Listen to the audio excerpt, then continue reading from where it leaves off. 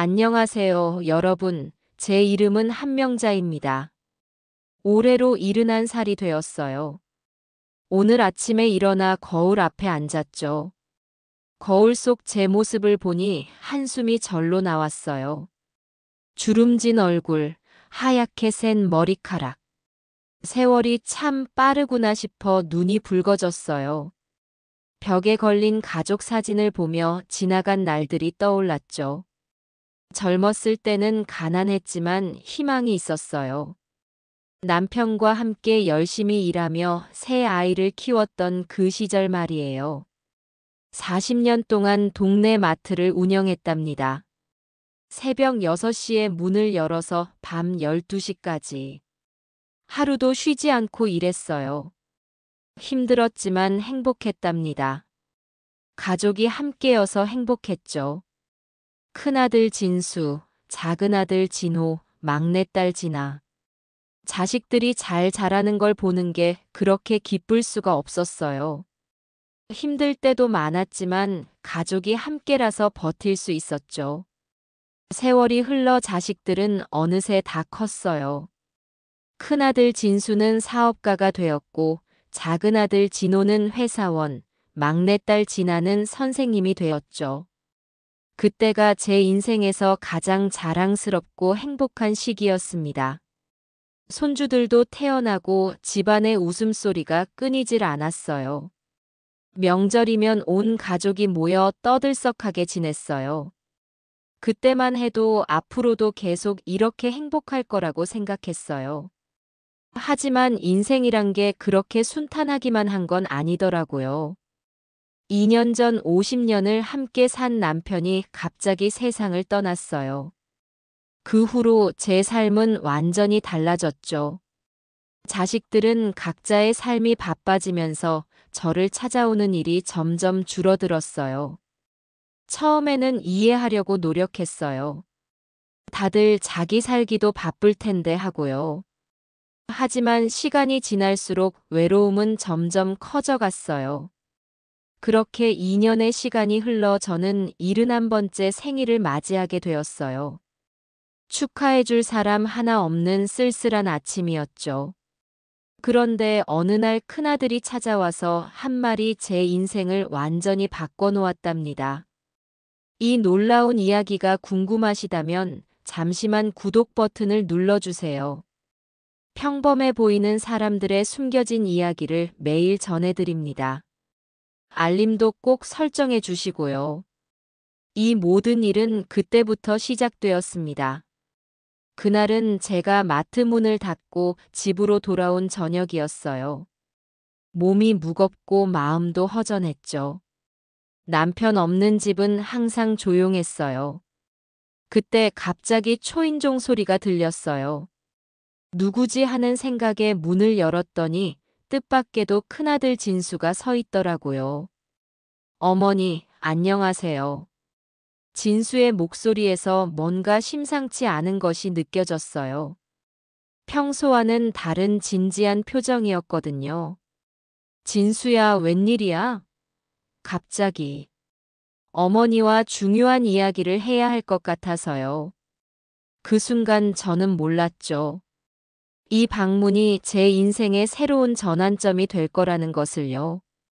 거실에 앉은 진수가 입을 열었어요. 어머니, 혼자 사시기 힘드시죠? 괜찮다. 익숙해졌어. 하지만 진수는 고개를 저었어요. 어머니, 제가 좋은 곳을 알아봤어요. 고급 실버타운인데요.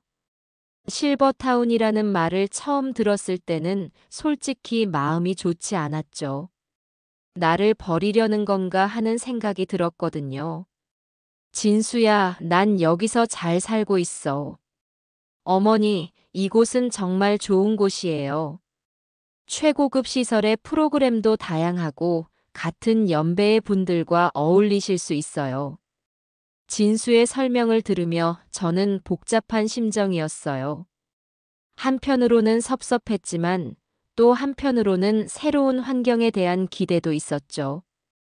거기 가면 너희들은 얼마나 자주 보러 올 수 있니? 제가 물었어요. 당연히 자주 찾아뵐게요, 어머니.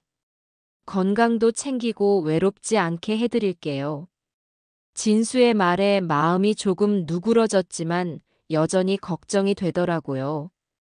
평생 살던 집을 떠나 낯선 곳으로 간다는 게 쉬운 결정은 아니었으니까요. 며칠 후 둘째 아들 진호도 찾아왔어요. 어머니, 형 말이 맞아요. 우리도 마음 편할 거고요. 그리고 막내딸 진아도 왔죠. 하지만 진아만은 조금 다른 반응을 보였어요. 엄마, 정말 가셔야 해요? 제가 더 자주 올게요.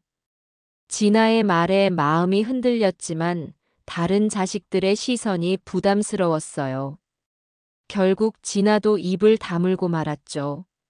손녀 서연이가 가장 안타까워했어요. 할머니, 어디 가는 거야? 나랑 같이 살면 안 돼?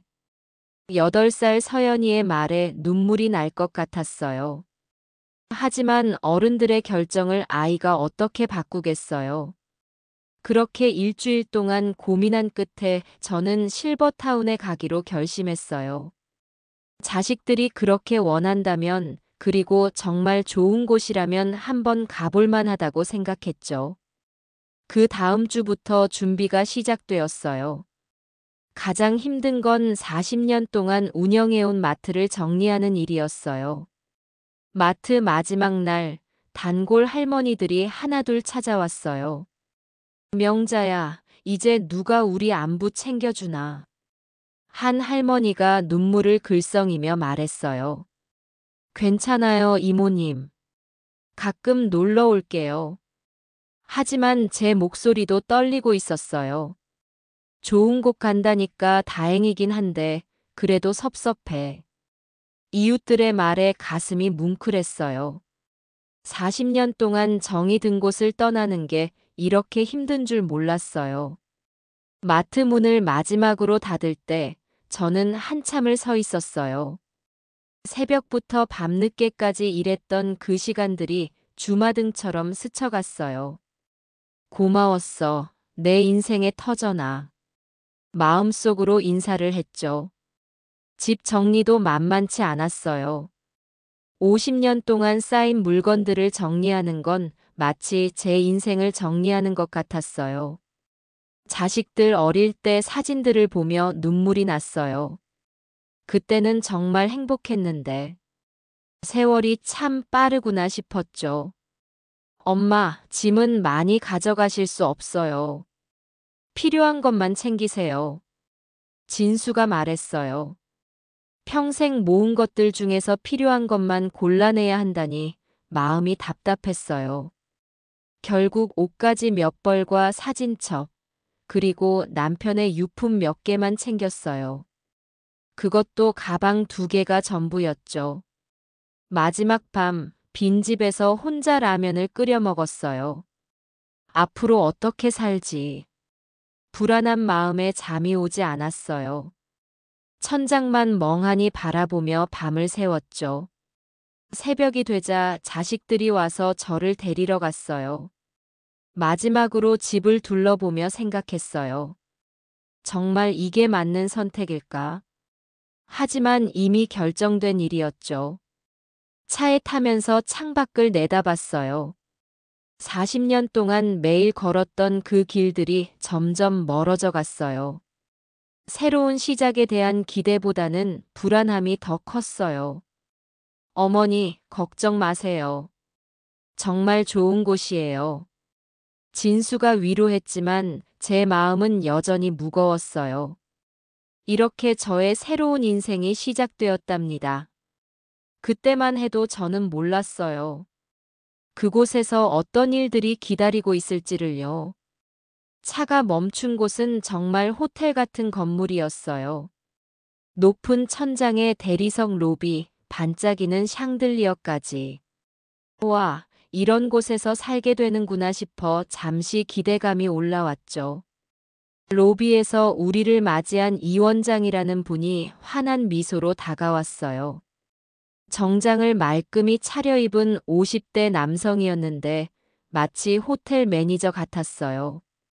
이 원장은 어머님께서 이곳에서 황금 같은 노년을 보내실 거라며 친절하게 말했어요. 그의 말투와 태도에서 진짜 저를 모시려는 마음이 느껴졌죠. 시설을 둘러보는 동안 제 마음은 점점 흔들리기 시작했어요. 개인 룸은 호텔 방처럼 깔끔했고 침대도 푹신해 보였어요. 창밖으로는 잘 가꿔진 정원이 보였고요. 운동실에는 최신 기계들이 가득했어요. 수영장도 있고 도서관에는 책들이 빼곡히 꽂혀 있었어요. 심지어 미용실과 카페까지 있더라고요. 진수가 프로그램 안내서를 보여주며 설명했어요. 요가, 미술, 음악 수업도 있고 독서 모임도 있다고 했어요. 여기서 새로운 취미를 가져볼 수 있겠구나 하는 생각이 들었죠. 하지만 여전히 마음 한구석에는 걱정이 남아 있었어요. 이런 좋은 곳은 비용이 만만치 않을 텐데. 진수는 그런 걱정은 하지 말라며 충분히 감당할 수 있는 수준이라고 했어요. 그래도 저는 여전히 한 가지 걱정이 있었죠. 여기서 아무도 모르는데 외롭지 않을까 하는 생각 말이에요. 그때 마침 한 할머니가 우리 옆을 지나가셨어요. 70대 초반으로 보이는 분이 환한 미소를 지으며 다가오셨죠. 그분은 자신을 최순자라고 소개하며 여기 온 지 2달 되었다고 했어요. 처음엔 자신도 걱정이 많았는데 지금은 정말 좋다며 친구들도 많이 사귀고 매일이 즐겁다고 하더라고요. 순자 할머니의 말씀을 듣고 나니 마음이 한결 가벼워졌어요. 나도 저렇게 지낼 수 있을까 하는 기대감이 생겼죠. 결국 저는 입주를 결심했어요. 두렵기도 했지만 새로운 시작에 대한 기대가 더 컸거든요. 입주 당일 자식들과 손주들이 모두 와서 저를 배웅해줬어요. 눈물도 났지만 그 눈물 속에는 설렘도 있었어요. 진수는 걱정하지 말라며 자주 오겠다고 약속했고 손주들도 자주 놀러 오겠다고 외쳤죠. 제 개인 룸에 짐을 풀면서 이제 정말 새로운 삶이 시작되는구나 싶었어요. 창밖으로 보이는 풍경이 낯설었지만 왠지 모르게 희망이 느껴졌어요. 그날 밤 침대에 누워 천장을 바라보며 생각했어요. 이제 정말 새로운 인생이 시작되는구나. 어떤 일들이 기다리고 있을까? 설렘 반 두려움 반으로 첫날 밤을 보냈어요. 다음 날 아침 낯선 천장이 보여서 잠시 당황했지만 곧 어제의 일들이 떠올랐죠. 그래, 이제 여기가 내 집이구나. 창문을 열자 상쾌한 아침 공기가 들어왔어요. 멀리 보이는 나무들이 바람에 살랑거리는 모습이 참 예뻤어요. 직원이 문을 살짝 두드리며 아침 식사 시간이라고 알려줬어요. 처음엔 좀 어색했지만 곧 이런 서비스에 익숙해질 거라는 생각이 들었어요. 식당에 가보니 벌써 여러분들이 모여 계시더라고요. 어제 만났던 순자 할머니가 저를 발견하고 손을 흔들며 같이 앉자고 했어요. 순자 할머니 옆에 앉으니 다른 분들도 반갑게 인사해 주셨어요. 처음 보는 얼굴들이었지만 따뜻하게 맞아주셔서 마음이 편해졌죠.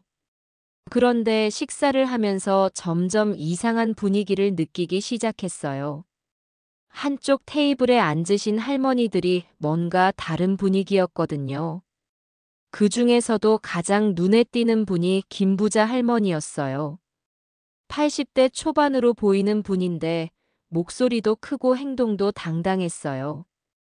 김부자 할머니가 갑자기 큰 소리로 말하기 시작했어요. 자신의 큰아들이 미국에서 교수가 됐다면서 이번에 500만 원짜리 에르메스 가방을 보내줬다고 자랑하더라고요. 그 말을 들은 다른 할머니들이 우아하며 감탄사를 내뱉었어요. 어떤 분은 부럽다고 하고 또 어떤 분은 아들이 효자라고 칭찬하더라고요. 그러자 옆에 앉으신 박 의사 할머니도 말을 거들었어요. 자신의 남편이 연세대병원 원장이었는데 의료진들이 아직도 안부를 물어온다고 하더라고요. 저는 그 순간 뭔가 위축되는 느낌이 들었어요. 저는 그냥 동네 마트를 했는데 이런 대단한 분들 사이에서 어떻게 지내야 할까 하는 생각이 들었거든요. 이 교수 할아버지라는 분도 계셨어요. 70대 후반으로 보이는 분인데 요즘 젊은 사람들은 인문학적 소양이 부족하다며 자신의 지식을 과시하듯 말하더라고요. 저도 뭔가 말을 해야 할 것 같아서 입을 열려고 했어요. 저는 동네 마트를 운영했다고 말하려고 했는데 분위기를 보니 차마 말이 나오지 않더라고요.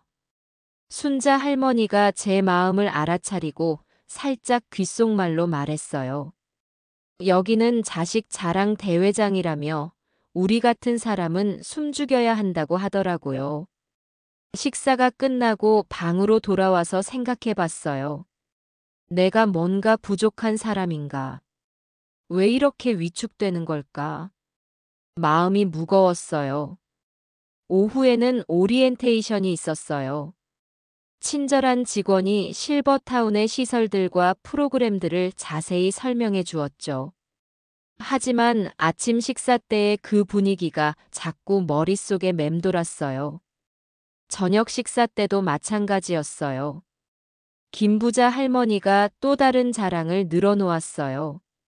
둘째 아들이 삼성전자 임원인데 이번에 미국 법인장으로 발령이 났다고 하더라고요. 박 의사 할머니는 저에게 자제분들이 뭘 하시냐고 물어봤어요.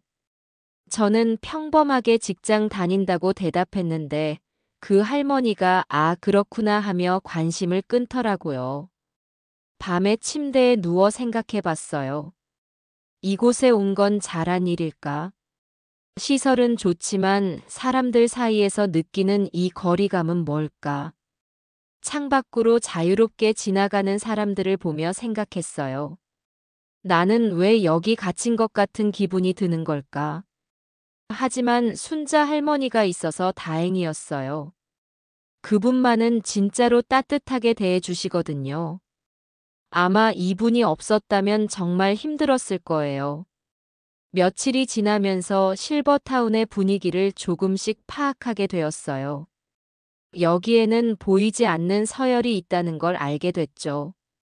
김부자 할머니를 중심으로 한 그룹이 있고 박 의사 할머니와 이 교수 할아버지 같은 분들이 그 주변을 맴도는 구조였어요. 그리고 저와 순자 할머니 같은 평범한 사람들은 그 바깥쪽에 있는 느낌이었죠. 하지만 저는 포기하지 않기로 했어요. 여기 온 이상 적응해야 한다고 생각했거든요. 그리고 순자 할머니처럼 진짜 좋은 분들도 있으니까 그런 분들과 좋은 관계를 만들어가면 되겠다고 생각했어요. 이렇게 저의 실버타운 생활이 본격적으로 시작되었답니다. 입주한 지 한 달이 지나자 조금씩 이상한 점들이 보이기 시작했어요. 처음에는 사소한 것들이었죠. 가장 먼저 눈에 띈 건 자식들의 방문 횟수가 급격히 줄어든다는 것이었어요. 입주 초기에는 일주일에 한 번씩 찾아왔는데 이제는 한 달에 한 번도 오지 않더라고요. 진수에게 전화를 걸어도 항상 바쁘다는 말만 돌아왔어요. 회사 일이 너무 많다며 다음에 꼭 가겠다고 했지만 그 다음이 언제인지는 알 수 없었어요. 둘째 진호도 마찬가지였어요. 아이들 학원 때문에 정신이 없다며 전화를 빨리 끊으려 했어요. 막내딸 진아만이 가끔 안부 전화를 했지만 그마저도 점점 뜸해졌죠. 더 충격적인 건 음식의 질이 눈에 띄게 떨어지기 시작했다는 것이었어요. 처음 일주일간은 정말 호텔 수준의 식사가 나왔는데 이제는 반찬도 부실하고 간도 맞지 않았어요. 어느 날 아침 식사 때 저는 용기를 내어 불만을 표출해 봤어요. 음식이 처음보다 많이 달라진 것 같다고 조심스럽게 말했죠. 그런데 김부자 할머니가 갑자기 큰 소리로 말하더라고요. 한명자 씨, 여기가 집이 아니라며 불만 있으면 나가라고 하는 거예요. 식당 안의 모든 시선이 저에게 쏠렸어요. 얼굴이 화끈거렸지만 참았어요. 괜히 문제를 키우고 싶지 않았거든요. 하지만 그 일 이후로 다른 할머니들이 저를 보는 시선이 달라진 게 느껴졌어요.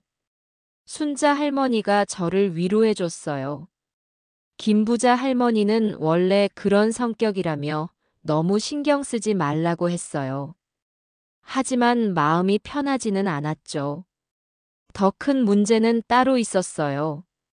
직원들의 태도가 완전히 달라졌다는 것이었어요. 처음에는 항상 밝게 웃으며 인사하던 분들이 이제는 무표정하게 지나가곤 했죠.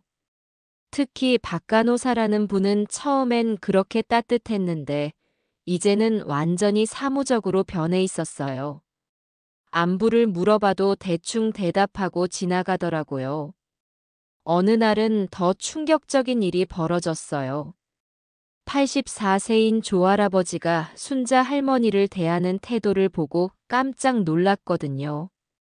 조할아버지가 순자 할머니를 순자야라고 이름을 부르면서 함부로 대하는 거예요. 내가 너보다 11살 위라며 어른 말에 토를 달지 말라고 하더라고요. 순자 할머니가 나이가 많다고 해서 함부로 말해도 되는 건 아니라고 맞받아쳤어요. 그러자 조할아버지는 요즘 젊은 것들이 버릇이 없어서 큰일이라며 더 큰 소리를 냈죠. 저도 참지 못하고 끼어들었어요. 나이 많다고 왕인 줄 아냐며 똑같은 돈 내고 사는 건데 왜 이래야 하냐고 했죠.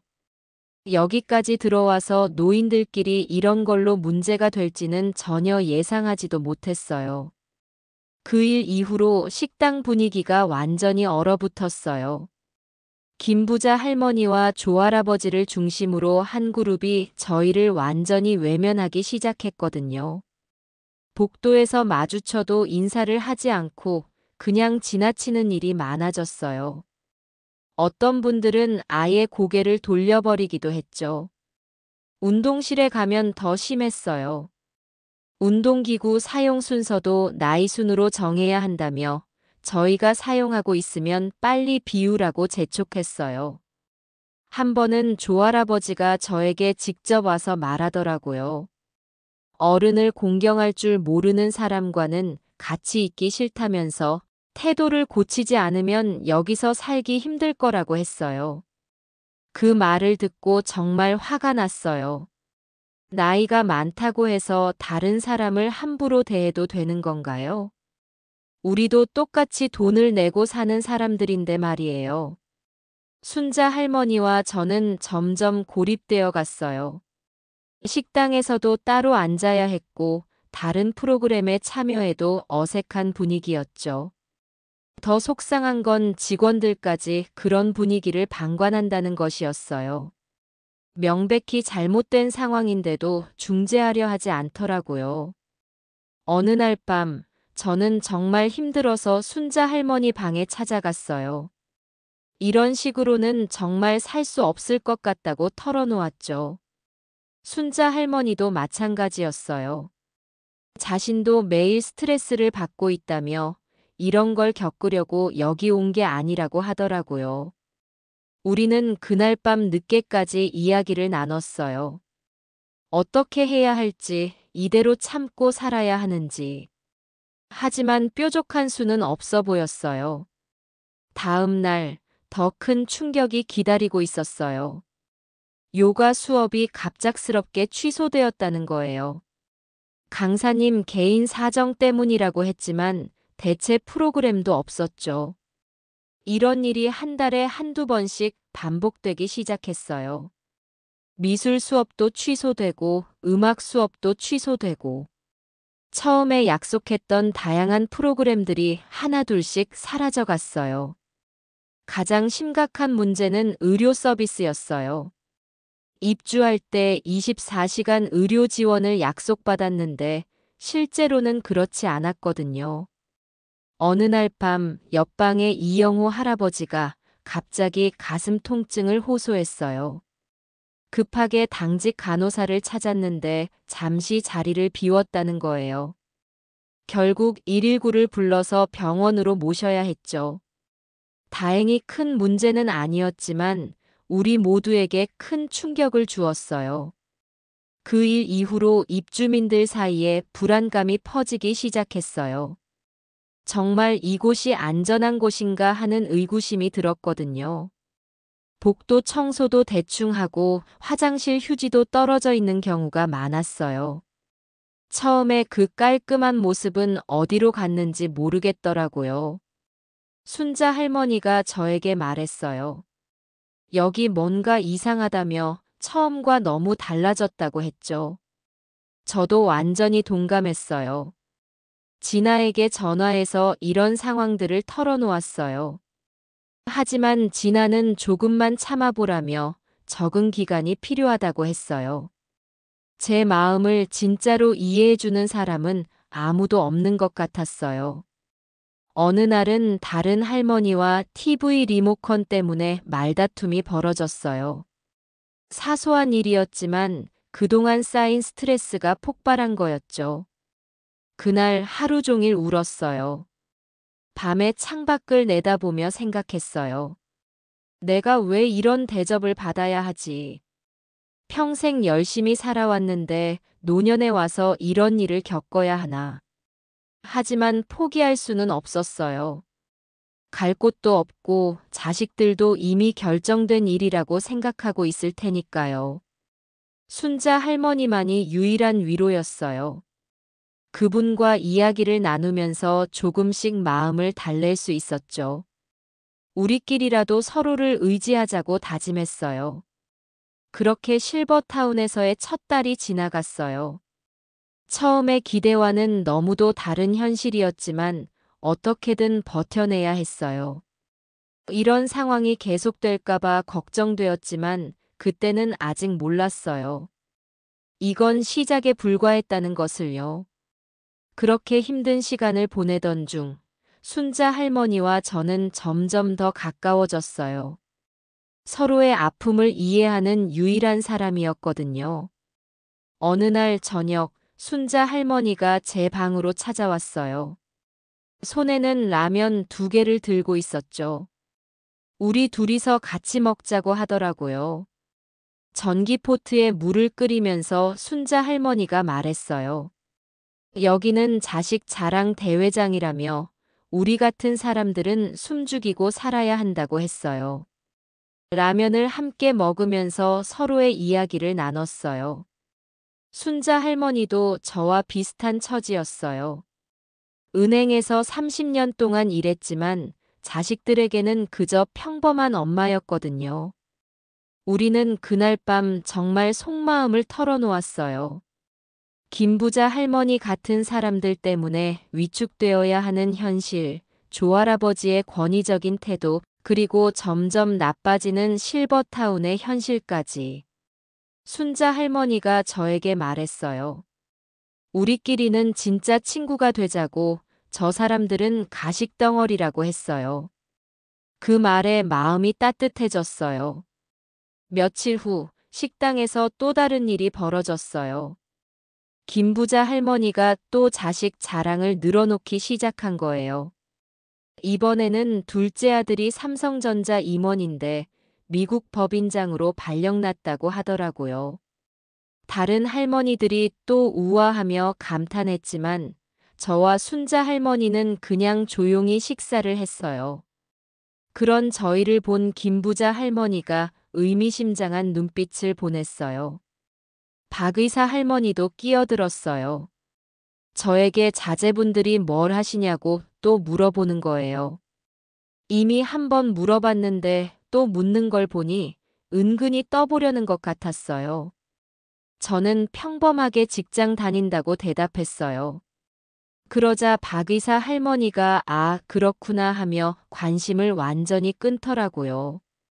마치 더 이상 상대할 가치가 없다는 듯이 말이에요. 이 교수 할아버지도 한마디 거들었어요. 요즘 사람들은 교양이 없다며 클래식 음악도 모르고 살아간다고 하더라고요. 자신만 고급 문화를 아는 것처럼 말하는 게 정말 역겨웠어요. 식사를 마치고 방으로 돌아가는 길에 순자 할머니가 제 팔짱을 끼며 말했어요. 우리 같이 산책 가자며 바깥 공기 쐬면 기분이 좋아질 거라고 했어요. 정원을 걸으면서 순자 할머니와 이야기를 나눴어요. 저 사람들은 정말 가식적이라며 자식 성공으로 자신의 가치를 증명하려고 한다고 했어요. 순자 할머니의 말이 정말 맞다고 생각했어요.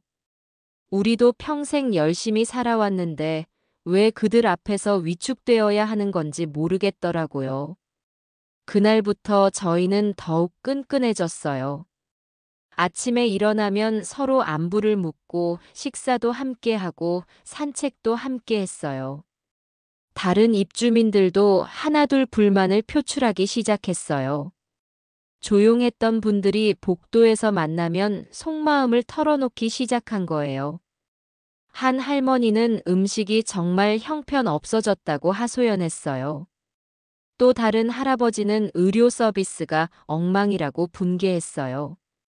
모두들 불만이 있었지만 혼자서는 목소리를 낼 수 없었던 거예요. 순자 할머니가 제안했어요. 우리가 뭉쳐서 관리사무소에 집단 민원을 넣어보자고 했어요. 혼자서는 무시당하지만 여러 명이 함께하면 다를 거라고 했죠. 그래서 뜻을 같이 하는 분들과 함께 관리사무소를 찾아갔어요. 총 6명이 함께 갔는데 모두 비슷한 불만을 가지고 계셨어요. 김관리 팀장이라는 분이 나와서 저희 이야기를 들었어요. 하지만 그의 태도는 정말 형식적이었어요. 네, 알겠습니다. 검토해 보겠습니다. 이런 말만 반복했죠. 음식 질 개선, 프로그램 정상화, 의료 서비스 강화를 요구했지만 돌아오는 건 변명뿐이었어요. 예산상 어려움이 있다거나 직원 수급이 힘들다거나 하는 핑계만 늘어놓더라고요. 가장 화가 났던 건 김관리 팀장이 마지막에 한 말이었어요. 어르신들이 너무 예민하게 생각하시는 것 같다며 조금 더 이해해 달라고 하는 거예요. 우리가 예민한 게 아니라 당연한 권리를 요구하는 건데 그걸 예민하다고 표현하다니. 정말 어이가 없었어요. 사무실을 나오면서 한 할아버지가 말씀하셨어요. 우리가 호구 취급당하고 있다고 이런 식으로는 안 된다고 했어요. 모두들 분노에 찬 표정이었죠. 하지만 며칠이 지나도 아무것도 달라지지 않았어요. 오히려 직원들의 태도가 더 차가워진 것 같았어요. 불평한 사람들을 기억해 두고 있는 것 같더라고요. 더 충격적인 건 새로운 입주자들은 여전히 친절한 대접을 받고 있다는 사실이었어요. 어느 날 식당에서 목격했는데 신규 입주자에게는 특별 메뉴가 나오더라고요. 우리 기존 입주자들에게는 부실한 일반식만 주면서 새로 온 사람들에게는 호화로운 식사를 제공하는 거예요. 이건 명백한 차별이었죠. 순자 할머니와 저는 정말 분개했어요. 이 원장에게 직접 찾아가서 따져보자고 했어요. 더 이상 이런 대우를 참을 수 없다고 생각했거든요. 이 원장을 만나서 상황을 설명했지만 그의 반응은 더욱 실망스러웠어요. 어르신들이 예민하게 생각하시는 것 같다며 모든 입주자를 공평하게 대한다고 했어요. 하지만 우리 눈앞에서 벌어지는 차별을 어떻게 설명할 건지 물어봤더니 오해라고 하더라고요. 정말 화가 치밀어 올랐어요. 그날 밤 순자 할머니 방에서 라면을 먹으며 이야기했어요. 이대로는 정말 안 되겠다고 우리끼리라도 뭔가 해야 한다고 했어요. 순자 할머니가 말했어요. 우리끼리라도 뭉쳐야 한다고 함께 힘을 모으면 뭐든 할 수 있을 거라고 했어요. 그 말에 힘을 얻었어요.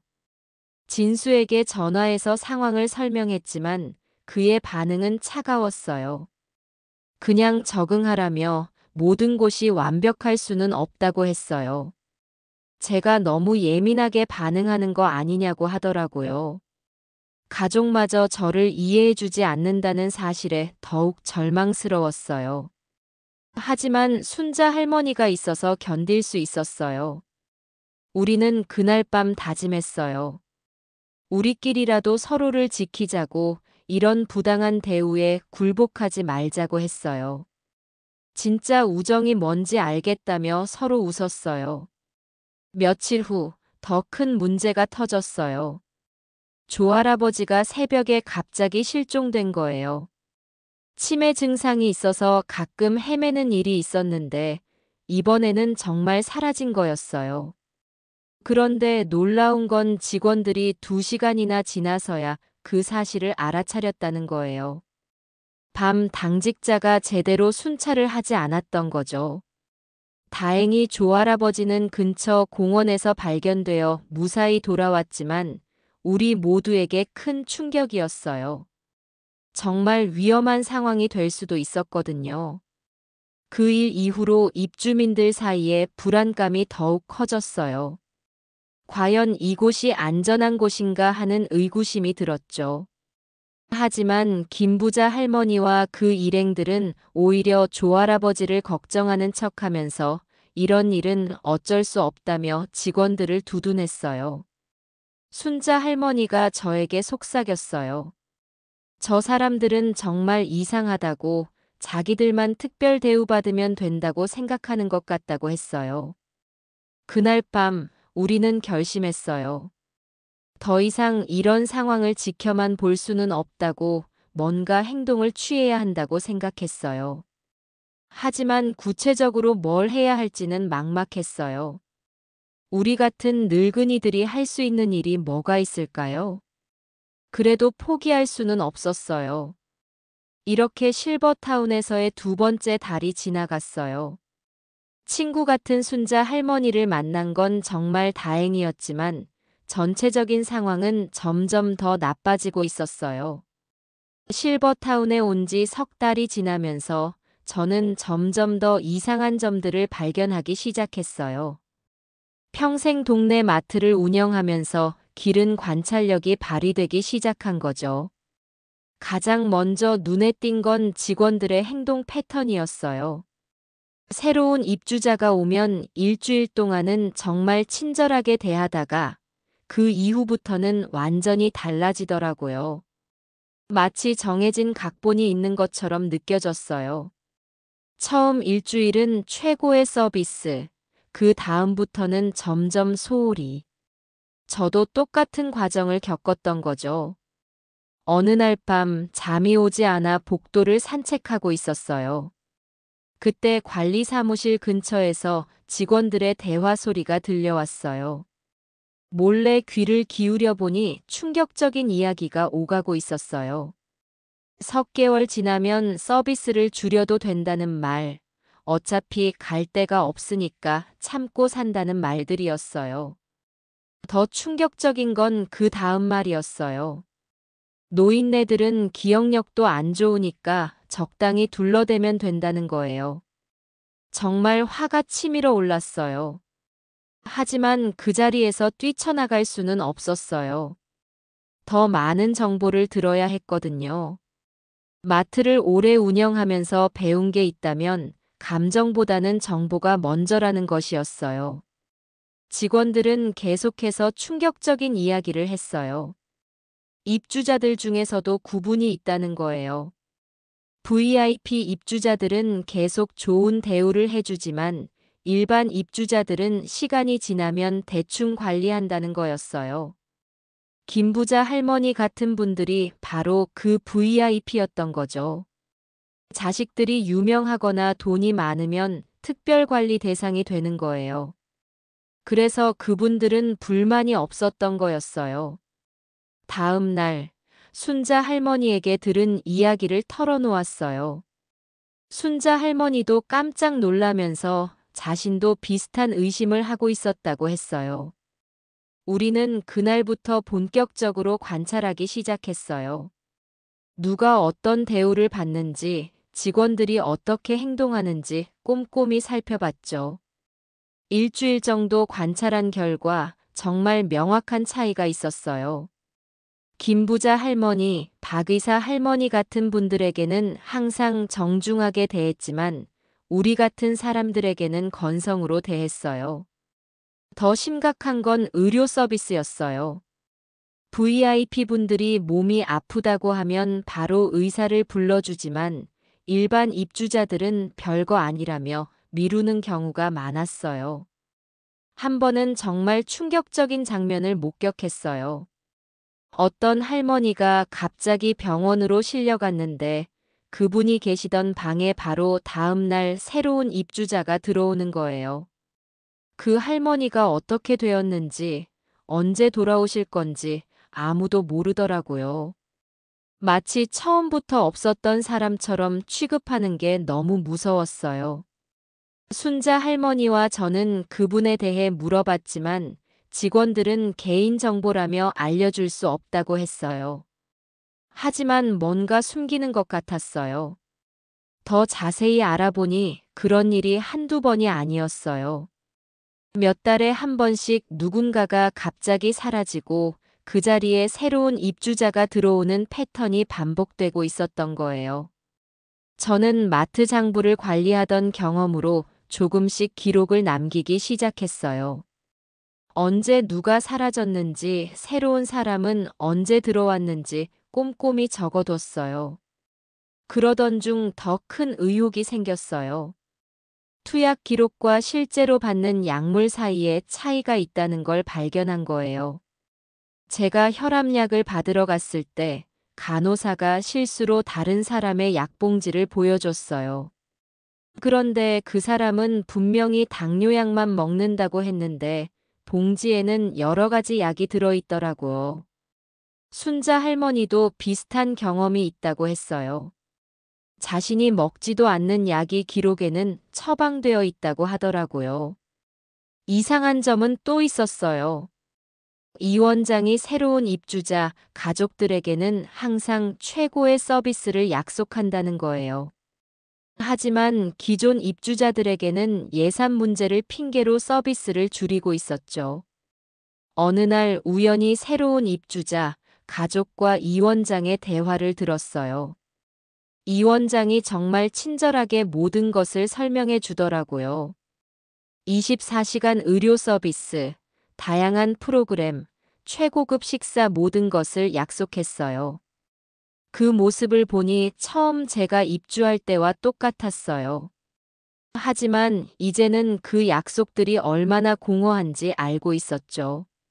순자 할머니와 저는 확신했어요. 우리가 당하고만 있으면 안 되겠다고 생각했어요. 하지만 어떻게 해야 할지는 막막했어요. 그때 마침 또 다른 문제가 터졌어요. 김부자 할머니와 조할아버지가 다른 입주민들을 괴롭히는 일이 일상화되기 시작한 거예요. 특히 새로 들어온 70대 할머니를 심하게 괴롭혔어요. 그분이 조금이라도 다르게 행동하면 버릇 없다고 소리치고 다른 사람들 앞에서 망신을 줬어요. 조할아버지는 더 심했어요. 자신보다 어린 사람들에게는 무조건 반말을 했고 조금이라도 맞서면 어른 공경을 모른다며 화를 냈어요. 박의사 할머니는 더 교묘했어요. 겉으로는 친절한 척하면서 은근히 다른 사람들을 무시하는 말을 했어요. 내가 뭘 알겠니 같은 식으로 말하면서 사람들을 위축시켰어요. 그런 분위기 때문에 식당 분위기가 완전히 얼어붙었어요. 많은 분들이 각자 방에서 식사하는 걸 선택하기 시작했어요. 함께 식사하는 게 고역이 되어버린 거죠. 저와 순자 할머니도 마찬가지였어요. 식당에 가면 불편한 시선들을 받아야 했거든요. 그래서 가끔은 방에서 라면을 끓여 먹기도 했어요. 한 번은 정말 견디기 힘든 일이 벌어졌어요. 어떤 할머니가 견디지 못하고 식당에서 울면서 자리를 떠나는 거예요. 김부자 할머니의 모욕적인 말을 들은 후였어요. 그 모습을 보고 저는 정말 화가 났어요. 저 사람들은 정말 인간성이 없는 건가 싶었어요. 같은 처지에 있으면서 왜 서로를 괴롭히는지 이해할 수 없었어요. 순자 할머니가 저에게 말했어요. 여기는 돈벌이 수단일 뿐이라고, 우리는 그냥 상품이라고 했어요. 정말 맞는 말이었어요. 그날 밤, 저는 심야에 다시 복도를 나섰어요. 혹시 직원들의 대화를 더 들을 수 있을까 해서였죠. 이번에는 더 충격적인 대화를 들었어요. 노인네들 관리가 제일 쉽다는 말, 어차피 불만이 있어도 갈 곳이 없으니까 참고 산다는 말들이었어요. 그리고 가장 충격적이었던 말은 가족들도 한번 맡겨놓으면 관심을 끊는다는 거였어요. 처음 몇 달만 관심을 보이다가 나중에는 연락도 잘 안 한다고 하더라고요. 정말 맞는 말이었어요. 제 자식들도 그랬거든요. 처음에는 자주 안부를 물었지만 이제는 한 달에 한 번 전화 오기도 힘들었어요. 다음 날 순자 할머니에게 들은 이야기를 모두 털어놓았어요. 순자 할머니도 정말 분노했어요. 이런 식으로는 정말 살 수 없다고 했어요. 우리는 그날 결심했어요. 더 많은 증거를 모으기로 했어요. 그리고 언젠가는 이 진실을 세상에 알리겠다고 다짐했어요. 하지만 우리가 할 수 있는 일이 뭐가 있을까요? 그냥 늙은 할머니 둘이 무슨 힘이 있겠어요. 그래도 포기할 수는 없었어요. 이제 저는 확실히 알았어요. 이곳은 정말 화려한 감옥이라는 것을. 그리고 우리는 돈을 내고 들어온 죄수들이라는 것을요. 하지만 죄수라고 해서 인간의 존엄성까지 포기할 수는 없었어요. 뭔가 방법이 있을 거라고 믿으며 순자 할머니와 함께 버텨나가기로 했어요. 진실을 알게 된 후, 저와 순자 할머니는 본격적으로 행동에 나서기로 했어요.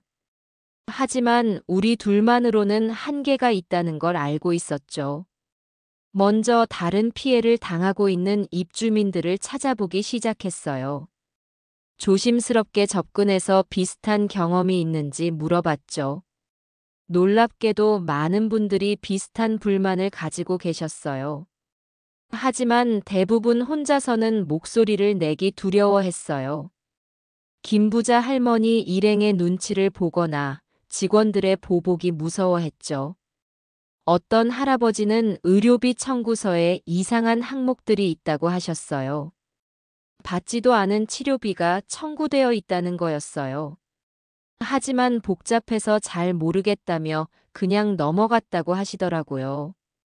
또 다른 할머니는 밤에 간병 서비스를 요청했는데 직원이 오지 않아서 혼자 고생했다는 이야기를 해주셨어요. 다음 날 물어보니 그런 적이 없다고 잡아떼더라고요. 이런 이야기들을 들으면서 확신이 서더라고요. 이곳의 문제는 개별적인 실수가 아니라 조직적인 것이라는 걸 말이에요. 순자 할머니가 좋은 아이디어를 냈어요.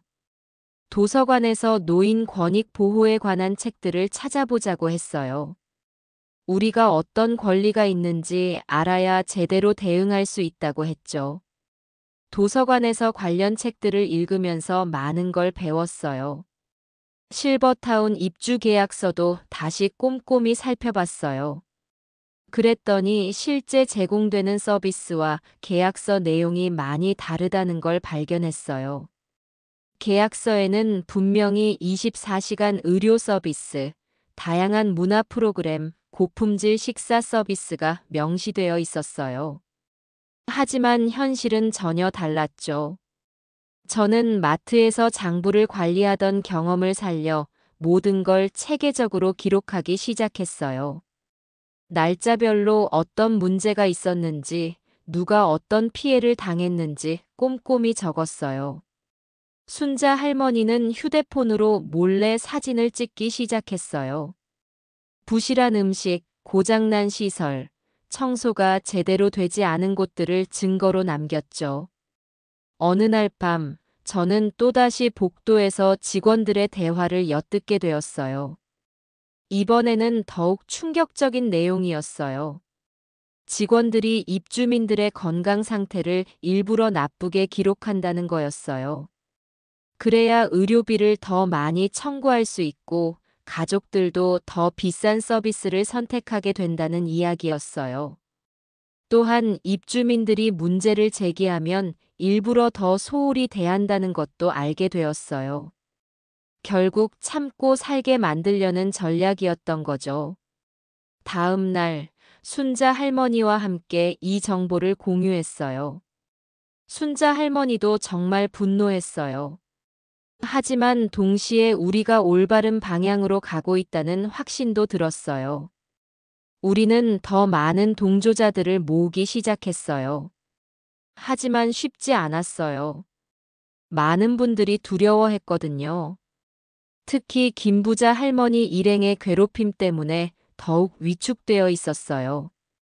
혹시라도 그들에게 찍히면 생활이 더 어려워질 거라는 걸 알고 있었으니까요. 하지만 용기 있는 분들도 있었어요. 조용하던 이 할아버지라는 분이 우리 편이 되어 주셨어요.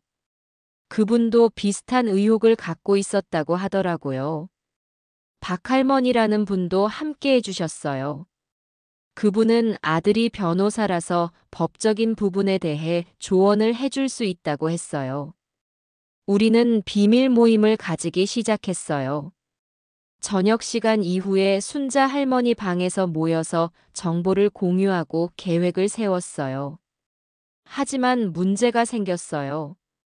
김부자 할머니가 우리의 움직임을 눈치채기 시작한 거예요. 어느 날 식당에서 저에게 직접 와서 말하더라고요.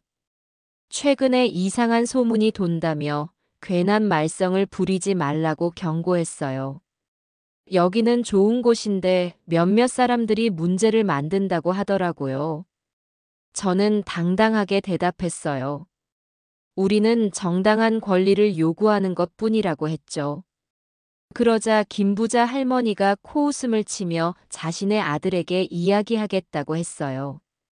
그 말을 듣고 처음으로 두려움이 느껴졌어요.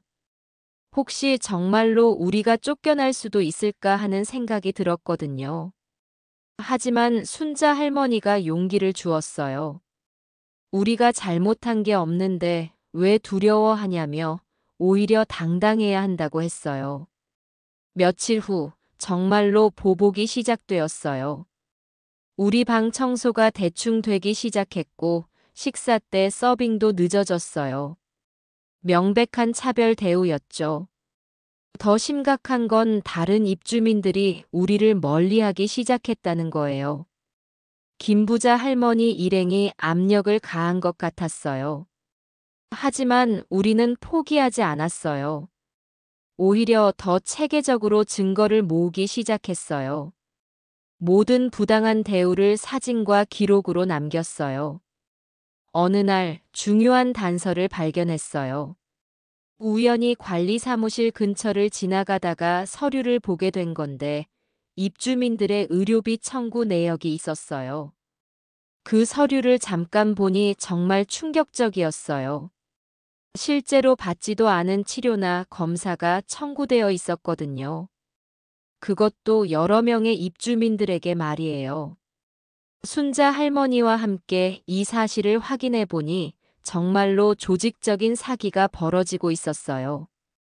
입주민들의 의료보험을 이용해서 부당한 이익을 취하고 있었던 거죠. 이제 우리에게는 확실한 증거가 있었어요. 하지만 이걸 어떻게 활용해야 할지는 여전히 문제였어요. 박할머니의 아들인 변호사와 상담을 해봤어요. 전화로 상황을 설명하니 이건 명백한 사기 행위라며 신고해야 한다고 하더라고요. 하지만 신고를 하려면 더 확실한 증거가 필요하다고 했어요. 그리고 우리가 보복을 당할 수도 있다는 경고도 해주었어요. 그날 밤 우리는 심각하게 고민했어요. 계속 이곳에 머물면서 증거를 더 모을 것인가, 아니면 지금이라도 나갈 방법을 찾을 것인가. 순자 할머니가 말했어요. 우리만 나간다고 해서 문제가 해결되는 게 아니라고 다른 사람들도 생각해야 한다고 했어요. 저도 그 말에 동감했어요. 이미 너무 많이 알아버렸고 다른 입주민들도 같은 피해를 당하고 있었거든요. 그래서 우리는 결정했어요. 끝까지 가기로 한 거예요. 모든 증거를 모아서 이 실버타운의 진실을 세상에 알리기로 했어요. 하지만 그러려면 더 치밀한 계획이 필요했어요. 그리고 무엇보다 용기가 필요했죠. 우리 같은 늙은 할머니 둘이 이런 큰일을 해낼 수 있을까 하는 두려움도 있었어요. 그래도 포기할 수는 없었어요. 우리의 존엄성을 지키기 위해서라도 끝까지 싸워야 한다고 생각했어요. 이렇게 우리의 본격적인 투쟁이 시작되었어요. 과연 우리가 이 거대한 시스템과 맞서 이길 수 있을까요? 하지만 우리에게는 정의감과 서로를 향한 믿음이 있었어요. 드디어 결정적인 순간이 왔어요. 저희는 석 달 동안 모은 모든 증거를 정리해서 이 원장과 직접 대결하기로 했어요.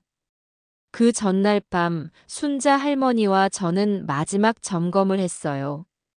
녹음 파일, 사진 자료, 의료비 부정 청구 증거, 입주민들의 증언서까지 모든 걸 꼼꼼히 확인했어요.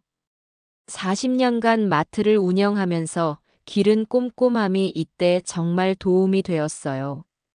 모든 자료를 날짜별로 정리하고 관련 법령까지 찾아서 정리해 뒀거든요. 순자 할머니가 저에게 말했어요. 내일 우리가 용기를 낸다면 이곳의 모든 할머니, 할아버지들이 더 나은 삶을 살 수 있을 거라고 했어요. 다음 날 아침, 우리는 관리 사무실로 향했어요. 가는 길에 다른 입주민들이 우리를 응원해 주었어요. 비록 직접 나서지는 못했지만 마음만은 함께라고 했어요. 이 원장 사무실 문을 두드리고 들어갔을 때 그의 표정이 변하는 걸 봤어요. 평소와는 다른 우리의 단호한 모습을 보고 뭔가 이상하다는 걸 느낀 것 같았어요. 저는 떨리는 목소리지만 분명하게 말했어요. 오늘 원장님과 중요한 이야기를 나누러 왔다고 했어요. 그리고 준비한 자료들을 책상 위에 펼쳐놓기 시작했어요. 이 원장의 얼굴색이 점점 창백해지는 게 보였어요. 특히 의료비 부정 청구 자료를 봤을 때는 정말 당황하는 모습이었어요. 순자 할머니가 녹음기를 틀어서 직원들이 나눈 대화를 들려줬어요.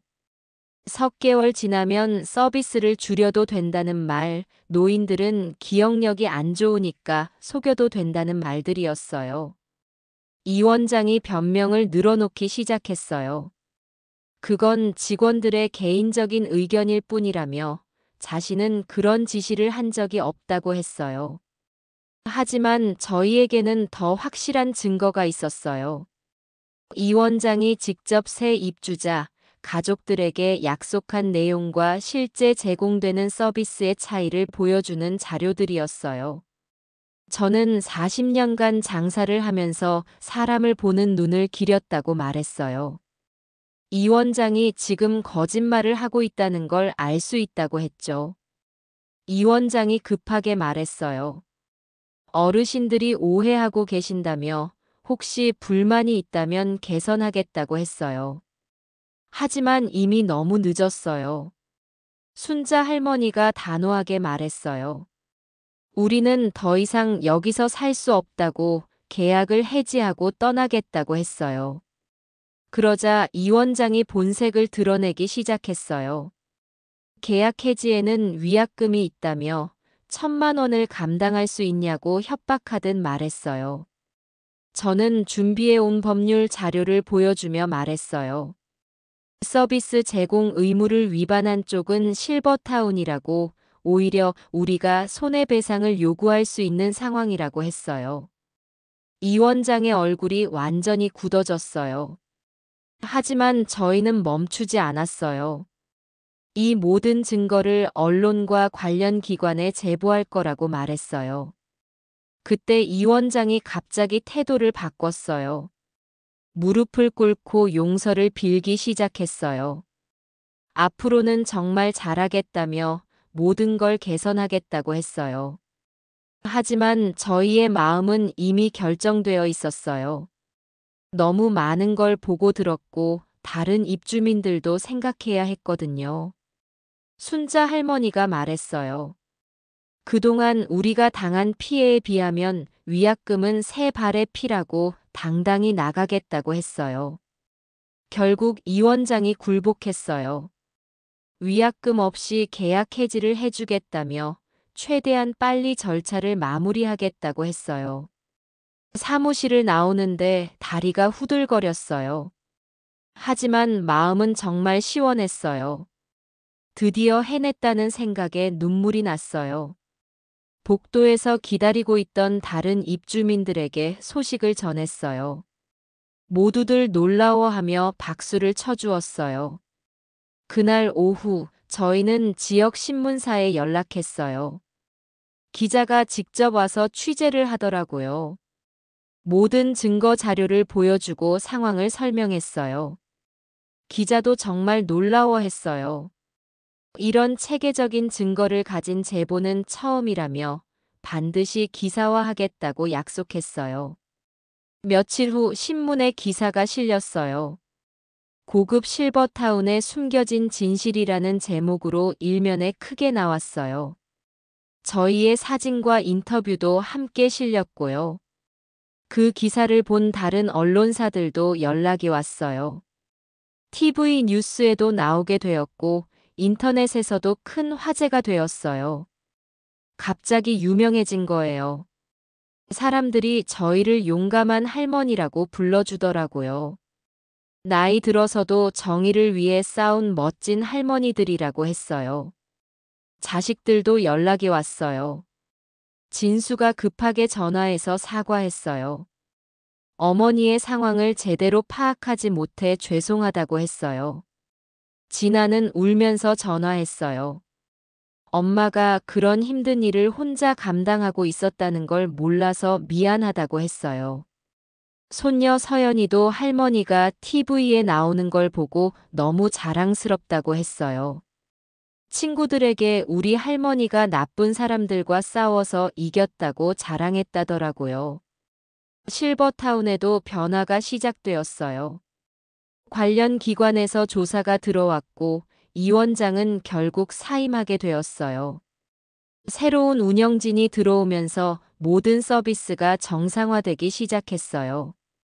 의료비 부정 청구도 중단되었고 입주민들에 대한 대우도 크게 개선되었어요. 김부자 할머니도 태도가 완전히 달라졌어요. 저희에게 와서 사과하며 그동안 잘못 생각했다고 했어요. 하지만 저희는 이미 떠나기로 결심한 상태였어요. 너무 많은 일이 있었고 새로운 삶을 시작하고 싶었거든요. 마지막 날, 다른 입주민들이 모두 나와서 배웅해 주었어요. 고맙다는 인사를 하며 저희 덕분에 더 좋은 환경에서 살게 되었다고 했어요. 순자 할머니와 저는 서로를 보며 웃었어요. 우리가 정말 해냈다는 생각에 뿌듯했어요. 그 순간 깨달았어요. 나이가 들었다고 해서 포기해야 할 건 없다는 것을. 우리에게도 여전히 싸울 힘이 있고 세상을 바꿀 수 있다는 것을 말이에요. 실버타운을 떠나면서 저는 생각했어요. 이제 진짜 새로운 인생이 시작되는구나.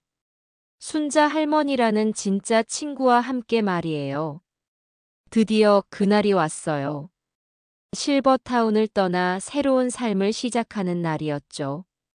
짐을 싸는 동안 많은 감정이 교차했어요. 기쁨, 설렘, 그리고 약간의 두려움까지. 하지만 무엇보다 자유를 되찾는다는 기쁨이 컸어요. 순자 할머니와 저는 함께 아파트를 구했어요. 자식들 근처에 있는 작지만 아늑한 곳이었어요. 무엇보다 우리가 원해서 선택한 곳이라는 게 중요했죠. 이사 날 실버타운을 나서는 순간 가슴이 벅차올랐어요. 새벽 공기가 이렇게 상쾌할 줄 몰랐어요. 정말 오랜만에 느끼는 자유의 맛이었어요. 순자 할머니가 제 손을 꼭 잡으며 말했어요. 우리 해냈다고, 드디어 우리 삶을 되찾았다고 했어요. 그 말에 눈물이 났어요. 새 집으로 들어서는 순간 우리 앞에 펼쳐진 가능성들이 느껴졌어요. 이제 우리가 원하는 대로 살 수 있는 거예요. 첫날부터 달랐어요. 언제 일어나도 상관없고 언제 자도 상관없었어요. 누가 감시하지도 않고 눈치 볼 사람도 없었어요. 순자 할머니가 웃으며 말했어요. 이제 우리 맘대로 할 수 있다고. 늦잠 자고 싶으면 자고 밤에 산책하고 싶으면 가도 된다고 했어요. 정말 그랬어요. 우리 인생의 주인공은 바로 우리 자신이었어요. 이렇게 간단한 진리를 왜 그동안 잊고 살았을까요? 첫 주는 정말 바빴어요. 집을 꾸미고 필요한 물건들을 사고 새로운 동네에 적응하느라 정신 없었어요. 하지만 모든 게 즐거웠어요.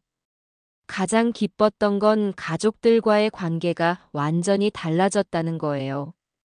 자식들이 정말 자주 찾아오기 시작했어요. 진수가 일주일에 2번씩 안부를 묻더라고요. 이제야 어머니의 진짜 마음을 알게 되었다며 앞으로는 절대 혼자 두지 않겠다고 약속했어요. 진호도 마찬가지였어요. 주말마다 아이들과 함께 놀러와서 함께 시간을 보냈어요. 아이들이 할머니와 함께 요리하는 걸 좋아한다며 자주 데려왔어요. 진아는 거의 매일 전화를 했어요. 엄마가 혼자가 아니라는 걸 확인하고 싶어 했어요. 그리고 주말엔 서연이와 함께 와서 하루 종일 함께 지냈어요. 손녀 서연이가 가장 좋아했어요.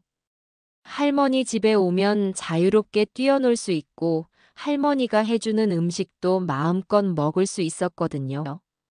서연이가 저에게 말했어요. 할머니가 TV에 나온 거 보고 정말 자랑스럽다고 친구들이 모두 부러워한다고 했어요. 그 말을 듣고 정말 뿌듯했어요. 손녀에게 자랑스러운 할머니가 되었다니 이보다 더 큰 보람이 어디 있겠어요. 한 달이 지나자 저희에게 뜻밖의 연락이 오기 시작했어요. 다른 지역의 노인분들이 상담을 요청하는 전화들이었어요. 비슷한 상황에 처한 분들이 조언을 구하고 싶다는 거였어요. 실버타운에서 부당한 대우를 받고 있지만 어떻게 해야 할지 모르겠다는 분들이 많았어요. 저희는 기꺼이 도움을 드렸어요. 우리가 경험한 것들을 바탕으로 조언을 해드리고 필요하면 관련 기관도 소개해드렸어요. 그러다 보니 자연스럽게 노인 권익 보호 활동을 하게 되었어요. 지역 복지관에서 강연 요청이 와서 우리 이야기를 들려주기도 했어요. 첫 강연 때는 정말 긴장됐어요. 하지만 많은 분들이 우리 이야기에 귀를 기울이고 박수를 쳐주시는 모습을 보니 용기가 났어요. 강연이 끝나고 한 할머니가 다가와서 말씀하셨어요. 두 분 덕분에 용기를 얻었다며 자신도 변화를 만들어내고 싶다고 하시더라고요. 그런 반응들을 보면서 깨달았어요. 우리의 경험이 다른 분들에게 정말 큰 힘이 되고 있다는 것을 말이에요. 몇 달 후에는 방송국에서도 출연 제의가 왔어요. 전국 방송에 나가서 우리 이야기를 들려달라는 거였어요. 처음에는 부담스러웠지만 더 많은 분들에게 도움이 될 수 있다면 해야겠다고 생각했어요. 방송에 나간 후 반응이 정말 뜨거웠어요. 시청자들이 용감하고 멋진 할머니들이라며 응원 메시지를 많이 보내주셨어요. 무엇보다 비슷한 상황에 있는 많은 분들이 용기를 얻었다는 소식이 가장 기뻤어요. 이제 저희는 완전히 다른 삶을 살고 있어요. 매일 아침 일어나면 오늘은 뭘 할까 하는 설렘이 있어요. 순자 할머니와 저는 취미 활동도 시작했어요. 서예도 배우고 요리 교실도 다니고 등산 동호회도 가입했어요. 가장 좋은 건 모든 선택이 우리 자신의 의지라는 거예요. 누가 시켜서 하는 게 아니라 우리가 하고 싶어서 하는 거죠. 실버타운에서 나온 지 1년이 지난 지금, 저는 정말 많은 걸 배웠어요. 나이가 들었다고 해서 포기해야 할 건 아무것도 없다는 것을 말이에요. 우리에게는 아직 많은 가능성이 있어요. 새로운 도전을 할 수 있고 의미 있는 일을 할 수 있어요. 순자 할머니와 저는 이제 진짜 가족 같은 사이가 되었어요. 함께 웃고 함께 울고 서로를 의지하며 살아가고 있어요. 어떤 사람들은 저희가 운이 좋았다고 말해요. 하지만 저는 그렇게 생각하지 않아요. 우리가 용기를 냈기 때문에 가능한 일이었어요.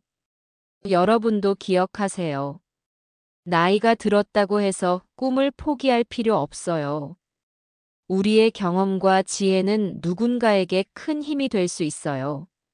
무엇보다 가족의 진정한 관심과 사랑이 최고의 노후 보장이라는 걸 잊지 마세요.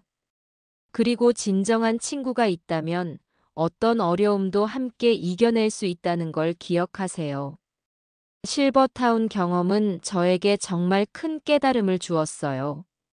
겉으로 보기에 좋은 것이 항상 진짜 좋은 건 아니라는 것을 말이에요.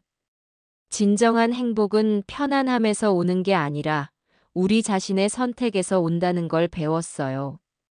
지금도 전국 곳곳에서 비슷한 상황에 처한 어르신들이 계실 거예요. 그분들에게 말씀드리고 싶어요. 포기하지 마세요. 여러분도 당당히 목소리를 낼 수 있어요. 그리고 반드시 더 나은 삶을 살 수 있어요.